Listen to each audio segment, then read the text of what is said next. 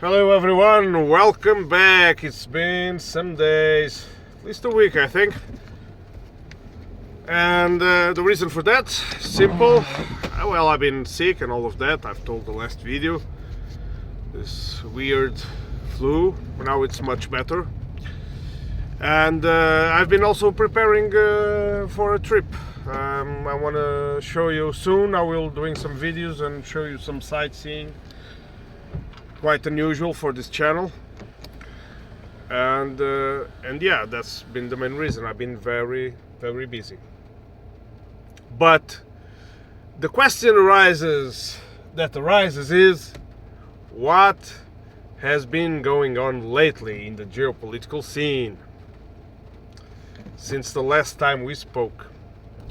Well, unfortunately, I can say with ease, with good confidence, that everyone is as before. And some of you might argue, no, you can look at this, Israel is doing more of this, and Ukraine and Russia is happening more of that, and a few meters there, a few meters here, extra bombs there, extra bombs here. Yeah, but that's the thing. There are a few, of course, this is, I mean, if this was all, there would be no point doing this video, right? But there are things, I shouldn't be laughing, by the way. I must confess something to you according to what's going on concerning all the things that is going on, is that I also had to take a break from social media.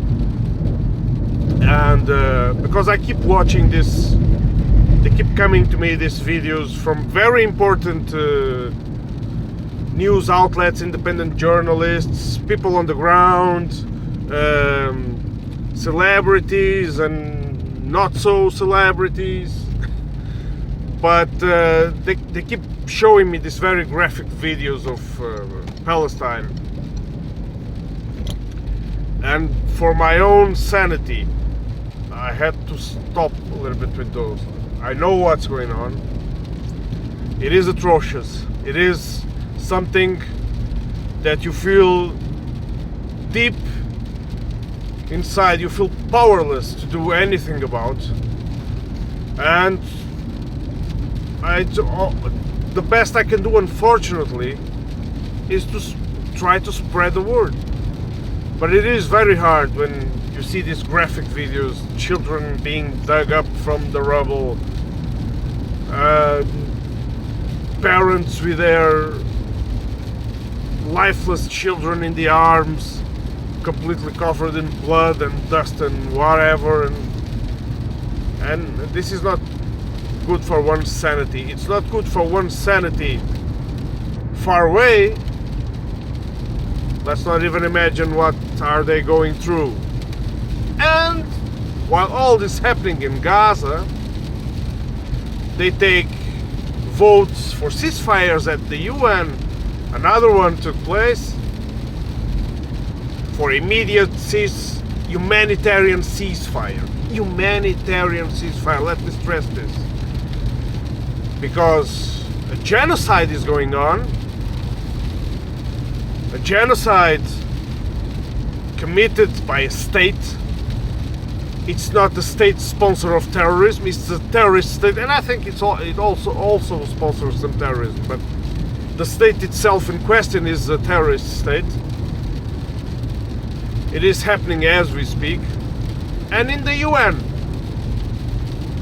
okay, a bunch of countries, was like what, 15 countries voted against the ceasefire?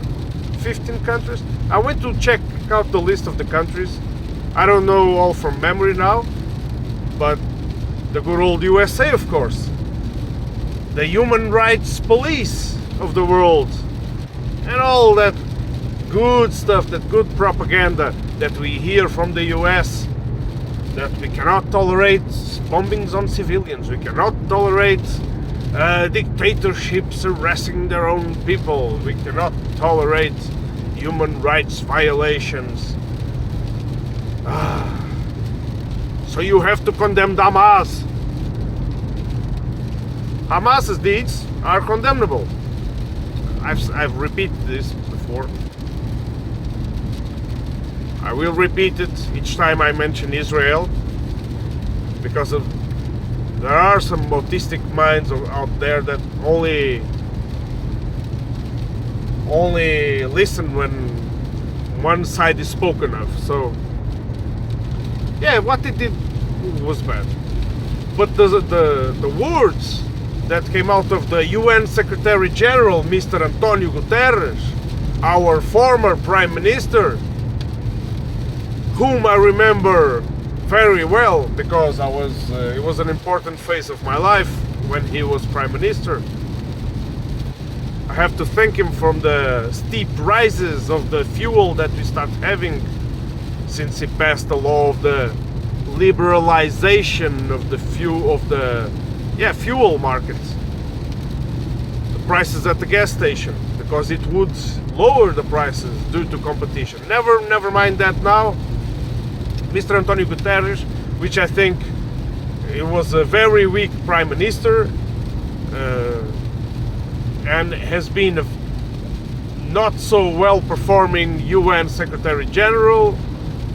I think he's paying a lot of lip service to the empire, but I have to give him credit because his words are the words I identify with. We cannot analyze the atrocities that Hamas committed without the context. Otherwise we are just bricks and not functioning people with brains, which is actually the difference. When we are functioning like mere, for example, right-wing populists, our brain is just like, it turns into a brick. What does a brick do in thinking wise? Nothing. Yeah, that's the correct answer. Nothing. It's basic. It's primary. It's of course it's an exaggeration. You can use monkey brain if you prefer, but then wildlife society or protection of animals maybe come after me, so don't do that as well. And so yes, Mr. Secretary General said that this cannot be analyzed without the context, and this does not give the green card or the blank check for Israel to do what it's doing, which is mass killing of civilian populations. In a way, I'm not daring to say never seen before, because I'm pretty sure that Mr. George Bush in the Iraq War in 2003 did approximately the same. I mean, they use the same military tactics, right? They don't care if they are hitting hospitals. They can cry a lot about when some explosion near a hospital or a maternity or whatever in Ukraine. But when they themselves conduct the war, it's just carpet bombing. It's just razing everything to rubble. It doesn't matter. Do the PR handle the collateral? I mean the public opinion damage. The news will handle that part. They will tell you that terrorists are there, invent some boogeyman stories. People will believe it, and people will even believe that the victim is the aggressor. So this works. It's been working. Israel is trying to do the same, right? So he's trying to spread the word that these Islamic fundamentalists are running amok, killing everyone and everything on sight, while it's them doing that to people that have no escape. If one would make a movie out of this, they would have to rate it the age of the viewers for this movie would have to be quite high, because the violence and the graphic is astonishing, right? And it's sadistic. It's like you have these people in this prison, and it's like mice trapped in this maze, and then you play games with them. You can go there, there is safe, and then you bomb there, and then you bomb everywhere, and they don't have anywhere to hide, and then you accuse them. I told you to move there, and you didn't, so you deserve the bombing. This is psychopath level, extreme, completely lack of empathy. These people should be hospitalized on a what do you call those jackets that you cannot move?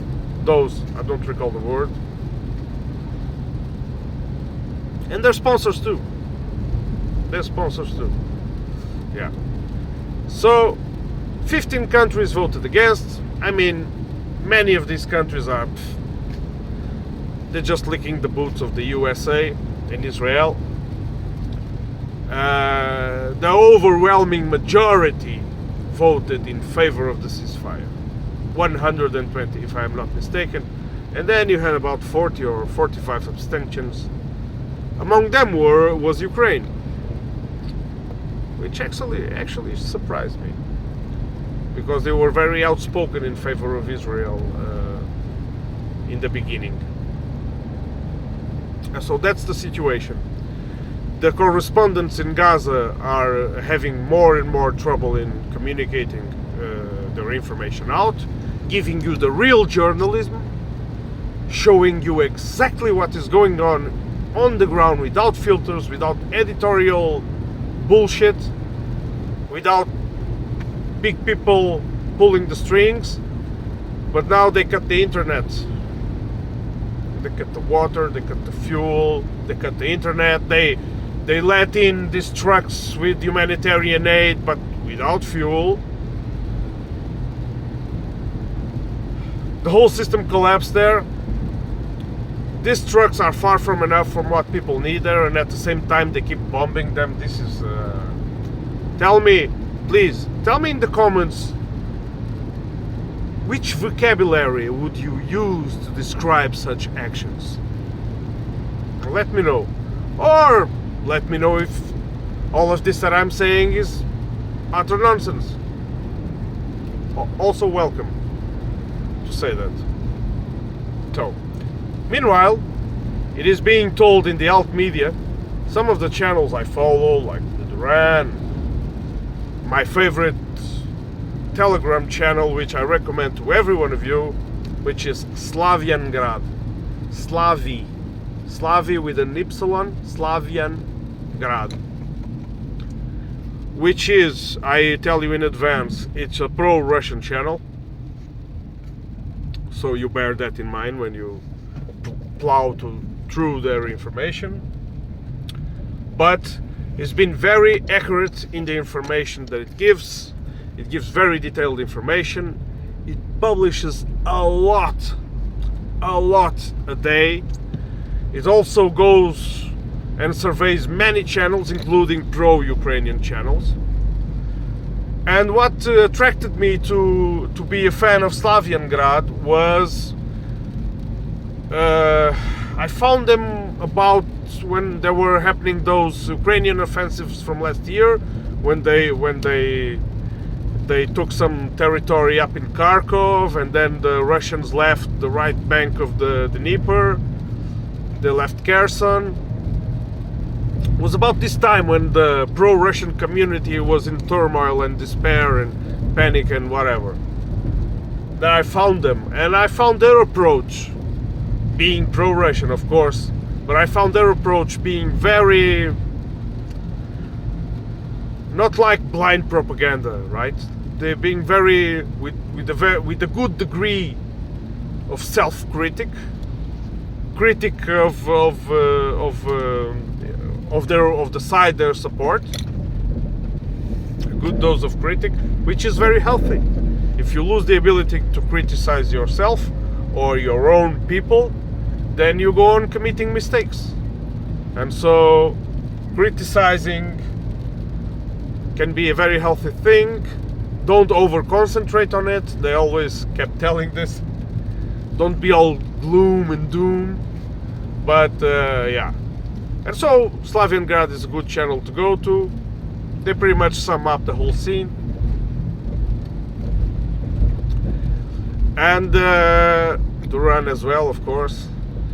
And now there are talks of Zelensky again, because this kind of rumor or conversation or topic, whatever you want to call it, started some weeks ago, maybe a month ago or so, when the counteroffensive was clearly failing, that maybe the support for Zelensky would be cut off, and all that stuff that a lot of people want to hear. Of course, I published some videos saying why I disagreed with that. I mean, I don't disagree with that. I disagree with the fact that they think the US is gonna Ukraine fall. Okay, at some point they might, but I don't think at this point. That's gonna be at this point. The Russians have been on the offensive. It's been a costly one. There is no worth denying that it's not costly. It is a costly one. A lot of good people are dying, but they are making progress. And this is war, right? I mean, if you think otherwise, that some are invincible and the others are just go look at the losses of, for example, when you hear about all this spectacular German blitzkrieg in World War II and defeated France in 2 weeks and Poland in 2 weeks, but go look at their losses. They had losses. Numbers that might surprise you. So there is no victory without sacrifice, let alone in war. And so the Russians have made some important advances near Avdiivka. Their pincer is forming, and at the same time there are this topic of Ukraine losing aid. One thing is, I have to give credit, is that Ukraine has been out of the news, out of the main topics, right? When you want a good barometer, a good measure for what the mainstream propaganda machine is spewing, is focusing on, open the news at lunch and dinner time. There you have it. Their agenda is there. Forget that they show the other view, the opposite view, they try to be balanced or whatever.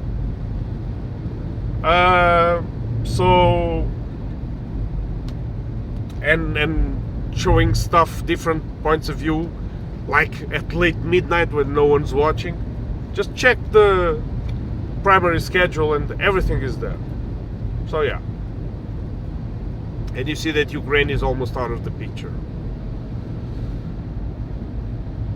If that means that they will lose financial and military support, I don't think so. If they had, they would have lost already. So as long as I keep seeing them fighting and hampering or making difficult the Russian army advance, it means they have support. Of course, maybe not as much as they wished, but then don't forget that their manpower has been severely depleted as well. So yeah, let's see. Okay, guys, I will see you soon. I can't promise anything tomorrow. Maybe the next day after tomorrow. I got some surprises. Stay tuned. Follow my channel. Share these videos, ranting, and of course support Palestine. Support Palestine. Demand a ceasefire. Immediate ceasefire. Stop the genocide, and not just that. After all this is over, because eventually it will be over, someone has to be tried for war crimes. I mean, we have a long history in the West of not trying real war criminals responsible for the death of millions. So this must not be forgotten. Bye bye.